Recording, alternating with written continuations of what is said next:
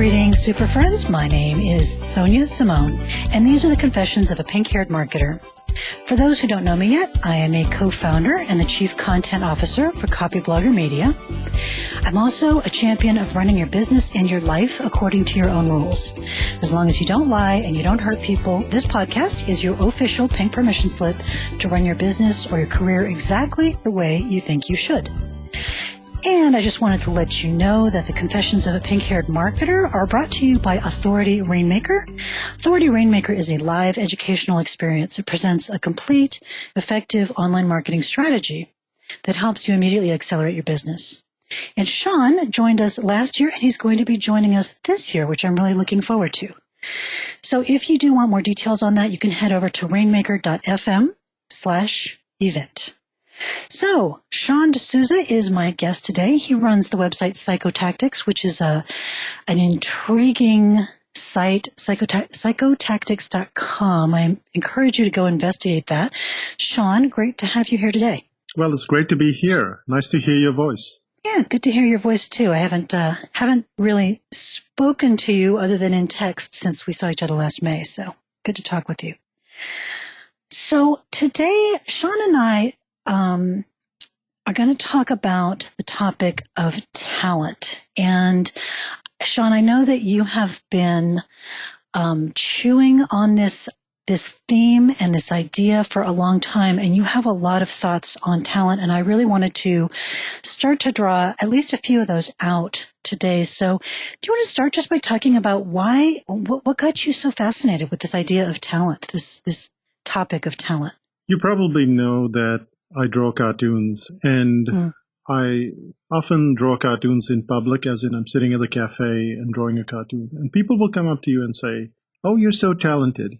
And at first it used to flatter me, but over time it started to irritate me because I would say, "Oh, you can do it too." And they go, no, I'm not that talented. And so the problem that I have, and I classify it as a problem, is that I'm very good at dancing and cooking and drawing and writing and speaking, and I can pretty much throw myself at anything except putting up a picture on the wall, and I get talented at it. And other people seem to think that they're not talented, that somehow they have to be born with that stuff. And that's the part that started to irritate me. So what I had to do was, I couldn't just go out there and say, it's easy to acquire talent. It's easy to get talented. Because people would say, no. You look at that guy in school. He was so much better than me in maths, or math as you call it in the US. Even Jim Collins, who wrote the book Good to Great, he talks about people who are kind of genetically encoded to doing better in math than he was. So to me, that was very frustrating. And so the only way I could prove that was to say, okay, let's go to a cafe, any cafe. You choose it. You pick 20 people from the room, and in 6 months, I will make them do something that I know that they cannot do. And that one thing was cartooning. I mean, you can get people who are good in math, good in writing, good in lots of stuff. But you can go to any cafe and say to them, how many of you can draw really good cartoons? No hands go up. Right. So that's what I started. That was one of the things I thought, if I can teach people how to do something that almost everyone on the planet says they cannot do, well, now we can prove other things from there. That was the starting point. The starting point was really my frustration with people calling me talented and believing that they didn't have that talent. Yeah. And you have a wonderful observation about children that I heard you share years and years ago, and I immediately forgot who I heard it from and have been repeating it ever since. But I love this observation. Do you want to share that with people? Yes. It's like this. It's when you go into a school, anywhere on the planet, and I like these, things which are universal rather than, okay, this only belongs to Virginia or this only belongs to Auckland. Yeah. But you can go to any school on the planet. And if the kids are under 5 and you say, or approximately 5 years old, and you say, how many of you can draw? And almost across the planet, you will find that all the hands go up. Everyone's hands go up. And you ask the same people when they're 10, how many of you are good at drawing? And almost none of the people in the class, none of the kids in the class say that they're good at drawing. Now, that's only half the story. The next part of the story is even more interesting. If you went to that same class when they were 5 and said, how many of you are good at English? How many of you are good in math? How many of you are good at geometry? And no hands go up. And then you go to the same class when they're at 10, and you'll find quite a substantial number of hands going up. So what happened? What happened from the age of 5 to 10? And that's the question that we have to ask ourselves. How did they get bad at drawing? How did they get better at math and English and geometry? Mm-hmm. So what's really happening between the age of 5 and 10 is that you're actually learning stuff. And you're learning it in a constructive way. You're learning it in a way that enables you to improve. And you have teachers, you have encouragement, you have people at home. And what's happening is you're acquiring a talent. You're acquiring a language. Geometry is a language. English is a language. And art is a language. And when that gets dropped, then the brain does what it's supposed to do. It says, this is not relevant to me. And so it stops. It stops. I mean, if you look at lemurs, you know, most of us don't think of lemurs, but scientists have done tests on kids and lemurs. And a kid that is just, a year old can spot one lemur from another one. 6-month-old kids can spot, they can say that lemur is, they can't say it, but what they do is they measure the attention span. And as soon as the second lemur comes along, they go, oh, that's a different lemur. Let me look at it. That's a third lemur. Let me go look at that. But when the first lemur comes along, they go, oh, I've seen that one before. You have anything new for me? So the attention span drops. And you think, well, I don't have that skill. I can't tell one lemur from another. But the skill isn't lost. Certain skills are there right from the start. And certain skills have to be learned. And so that skill, you look at all the people who spot whales and dolphins and stuff, they can tell. They can say, hey, that dolphin, that's the name for this dolphin. And they know 300 dolphins. It's a skill. I mean, it's a skill. Yeah, you have to, certain skills are inherent in you.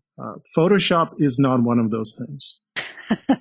Because although it feels that way to me, but I get what you, I agree. Because in the big scheme of things, the brain, it uses up an enormous amount of energy. So you have to understand that I think it's 2% of your body mass, and it uses up 25% of the energy. So the brain is built to be lazy. The brain is built to be efficient. Anything that is difficult, the brain tries to drop. Anything that's not usable, like lemur spotting, is not valid for the brain anymore. So it drops it.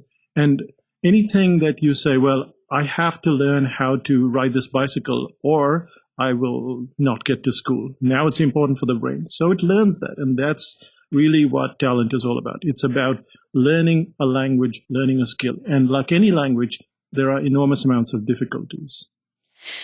Yeah, and I know that you get frustrated about some of the misunderstandings people have around talent.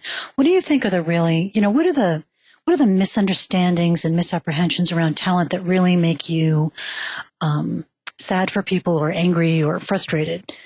Well, the first thing is definitely that it's inborn. It is, most talents are based on the generation that you live in. So for instance, most of us know how to use a computer. Well, you go back 100 years or 50 years and people would not know how to use a computer. But today, every kid going to school knows how to use a computer. Yep. So effectively, when you say, hang on, I learned how to use a computer, but that's not really a talent. Effectively, what we're saying is that if everyone can do it, it's not a talent. Right. If you can play music better than me, then you have a talent. But if everyone can play music, that's not a talent. So if you can speak English, that's a talent. Of course it is a talent. To someone speaking Mandarin, wow, you can speak English? That's amazing, right? And this is the problem. The problem is that we believe that it has to be inborn, that we were born with an accent, we were born with a language. We know that's not true. Yeah, and I have a real frustration with this in the realm of business, that I hear people, typically people who don't own businesses or don't run businesses, who say, well, you can't learn You can't learn marketing. You can't learn business. You can't learn selling. That's just a gene. You either have that entrepreneurial gene or you don't have it. I would be interested to hear your take on that because I'm suspecting you have a similar take to mine on that topic. Yep. When I grew up in a business-oriented family. My parents ran their own business. Most of my uncles, and I have 6 of them, ran their own business. So here's how I learned business. I would go to my father's institute. He used to run a secretarial college, and I would sit there and eat and drink and read comics. And you think, what did you learn doing that? The thing is that when you're around people, when they're talking, that stuff isn't going over your head all the time. A lot of it is going in your head. So they do certain things, they act certain ways, they get into certain messes and they fail, and you learn from all of that stuff. So if you take someone who's been in a job-oriented business, their parents have been job-oriented, they have been job-oriented, it's very difficult to break out of that. So what they haven't learned is the language of business. And when you spend enough time in the business, you learn it. Let me give you a simple example. When I asked my niece to paint a sky, it's different from the sky that you would paint. If I asked you what was the color of the sky, you'd say it was blue. But that's not true. The color of the sky is blue at the right at the top. It's blue and yellow ochre in the middle, and usually about yellow ochre or pink at the bottom, depending on the time of day. Now, if my niece were to paint a sky, some teacher would go up to her and say, wow, that's a great sky. I mean, that is so different from everybody else's sky. And where did you learn it? And she has no recollection because she learned it when she was 7 years old. And now she's 11 and she has no recollection. And that's what happens in business as well. You pick up all these things along the way, and then you don't remember where you picked it up. And then when everyone starts telling you, hey, you're so talented, you think, yeah, I must be. I love it. That's awesome. So I know I've heard you talk about people confusing personality and talent, and I would love to hear you unpack that a little more and talk about what that means. When I first started trying to figure out why people get so stuck on talent, I kind of was mixing up personality and talent. And personality is kind of inborn. I've seen this with my nieces because we didn't have any kids, and we don't have any kids. Not we didn't, but my nieces, they have completely different personalities, as do all animals and humans and stuff. And one is driven to behave in a certain way. Like my younger niece, Kara, she's more likely to listen to something if there's lots of movement involved. And Marcia, on the other hand, you can sit there at the same table for 3 hours and it doesn't bother her in the slightest bit. And the point is that they are trained to learn something. Everyone is kind of put into Marcia's box, which is now you sit at the table, you sit at the desk, and you learn this stuff. And you sit in school and you learn this stuff.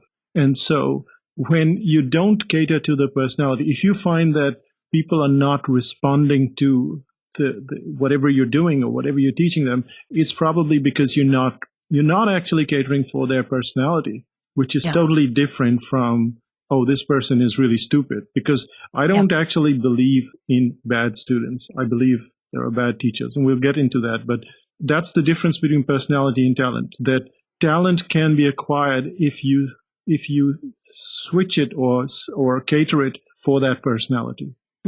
Yeah, I think that's a really good observation. Now, a lot of people who talk about this difference between talent and practice reference the 10,000 hours model. You have to spend 10,000 hours to get really good at something. Is that what you're talking about when you talk about acquiring talent? 10,000 hours is a nice figure, and that's why people love it. I mean, it's just, two kinds of people like it, or rather two people refer to it. One that haven't completed the 10,000 hours and the others who have. And the ones who have, they go, yeah, I did 10,000 hours. Well, you can go 10,000 hours in the wrong direction. So 10,000 hours doesn't qualify at all. So what's really happening in the 10,000 hours? All the really good people, the ones that you know of, they have done 10,000 hours. But also the bad people who've gone nowhere, they've also done 10,000 hours. And so the first thing we don't see is this qualification.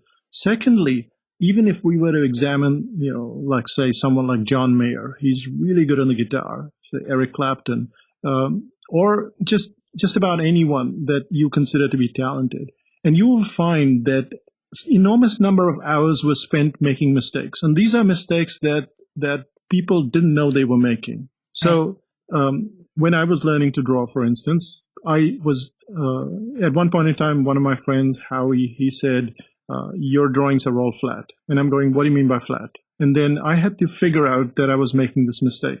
Now, I'd been making this mistake for, 5,000 hours. Right. I didn't know that. But if I knew the mistakes, then I could have fixed them. And this is why you can fly a plane in, I think you can fly a commercial aircraft in 1,500 hours. You could go to an academy and learn, and you could. Now, you won't get a job in 1,500 hours because no airline is going to hire you. But the point is, you can get on one of the jumbo jets, the Airbus, and you can fly them after 1,500 hours. So the thing that you've got to understand is that, first of all, you don't need the 10,000 hours if you're on a simulator.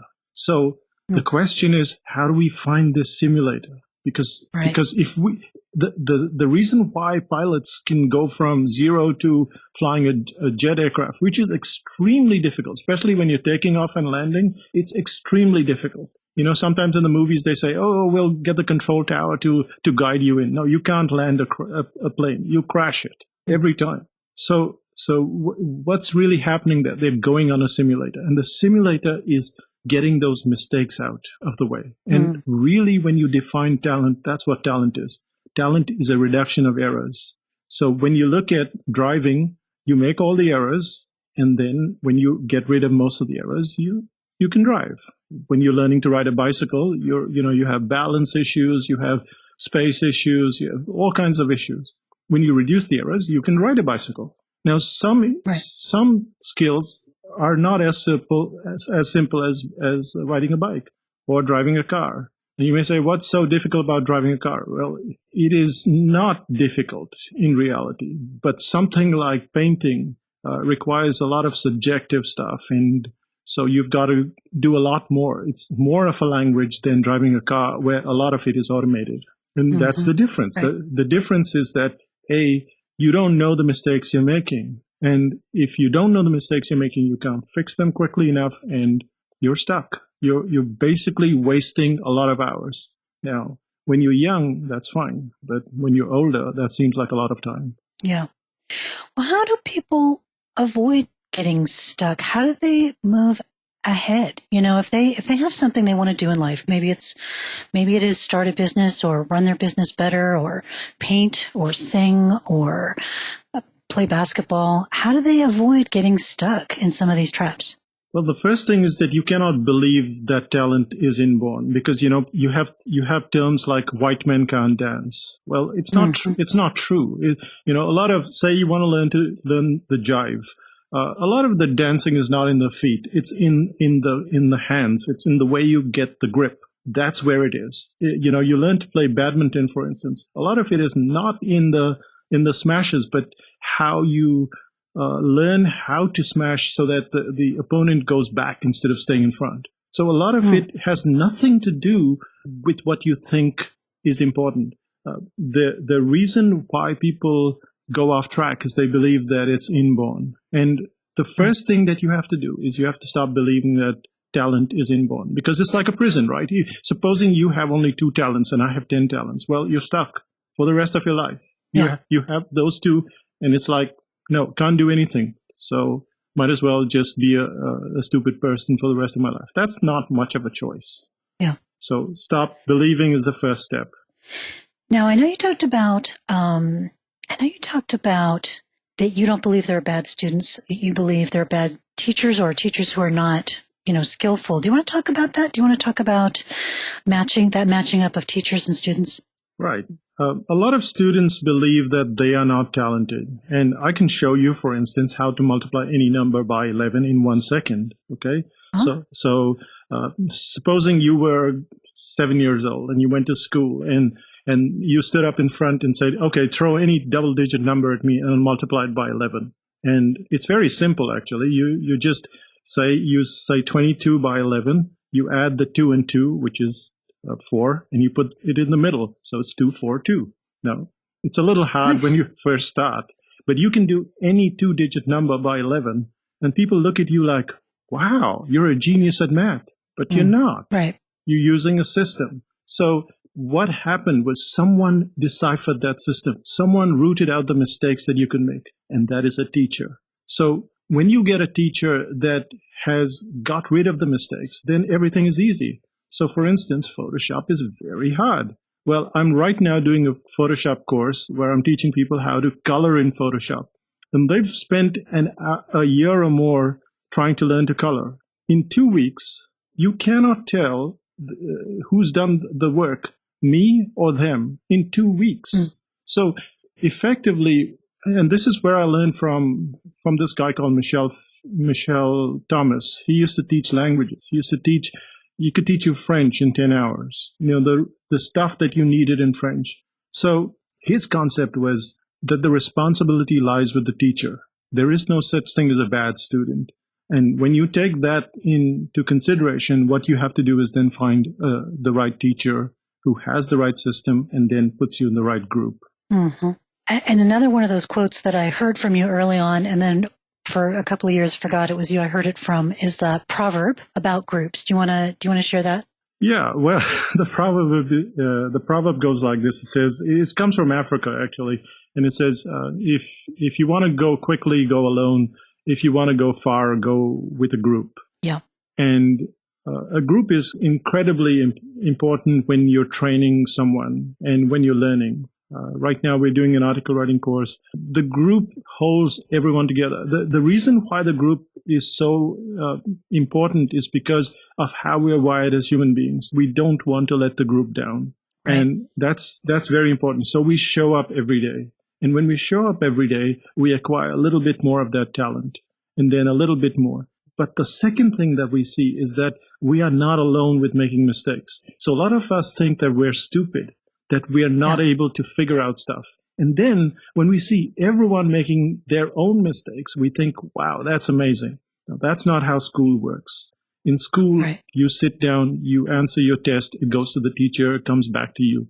No one sees your mistakes. So you don't learn from the mistakes. So a critical part of talent is knowing the mistake. I want to wrap this up today just to keep things kind of short and sweet for now, but I want to encourage the audience, if this is a topic that interests you and you want to hear us talk more about talent, because it's a big topic, and trust me, Sean has a lot of thoughts. He's an opinionated person, and I'm an opinionated person. I think that's why I like him. But he has a lot to share with you on this. So if this is a topic you want to hear more about, just drop a comment in this episode, and we will put some more time on the schedule, because I find it fascinating, and I really like talking to Sean about it, because he's just put in a lot of time thinking about this topic, a lot of practice. The Confessions of a Pink-Haired Marketer have been brought to you today by Authority Rainmaker. Authority Rainmaker is a live educational experience, and it presents a complete, effective online marketing strategy that helps you immediately accelerate your business. So don't miss the opportunity to see Dan Pink, Sally Hogshead, punk legend Henry Rollins, and a lot of other super smart speakers live, including Sean, who is going to be there. It's going to be a real delight to see him again.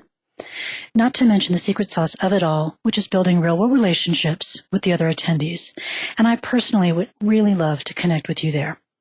So you can grab the details on that at rainmaker.fm/event. And we look forward to seeing you in Denver, Colorado this May. That's rainmaker.fm/event. So Sean, thank you so much. This was a really, this was just such an interesting conversation. I love talking with you about this. You're welcome. It was a pleasure. It's always a pleasure. Really good talking with you.